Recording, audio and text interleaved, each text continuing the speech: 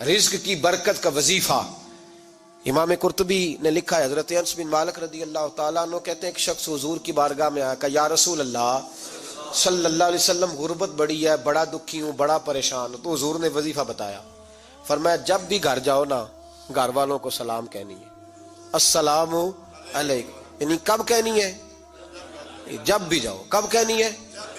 یعنی گھر سے نکلے ماچس لینے کے لیے، واپس آ کے کہنا السلام علیکم۔ پھر گھر والوں نے کہا ہو یاد نہیں رہا تھا، وہ تو چینی بھی ختم ہو گئی ہے، پھر گئے چینی لینے تو واپس آ کے پھر السلام علیکم۔ انہوں نے کہا ہو ناراض نہ ہوئیے گا، پتی بھی نہیں چائے کی۔ اب واپس گئے تو پھر واپس آ کے کیا کہنا ہے؟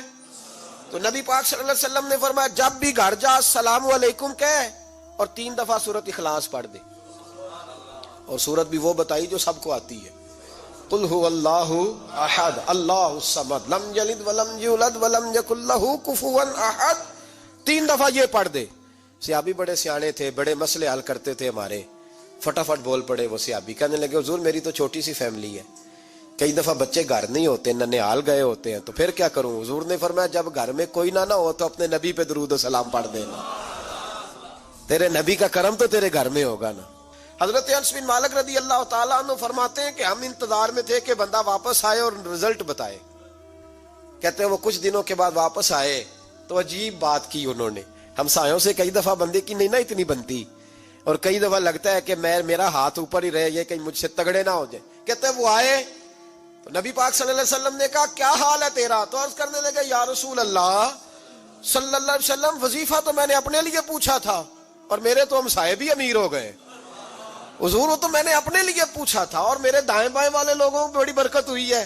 تو میرے محبوب مسکرانے لگے، حضور فرمانے لگے گویا برکتیں تیرے گھر میں جب برسی ہیں تو چھن چھن کے ان کا فیض اللہ نے تیرے ہمسایوں کو بھی عطا فرمایا۔ مشکل تو نہیں وظیفہ؟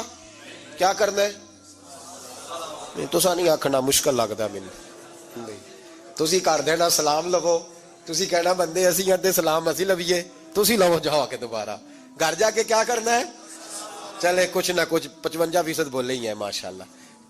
کیا کریں گے؟ السلام، اور پھر کیا پڑھنا ہے؟ سبحان اللہ۔ 3 دفعہ سورۃ اخلاص پڑھ دیں، فرمایا اللہ برکت پیدا کر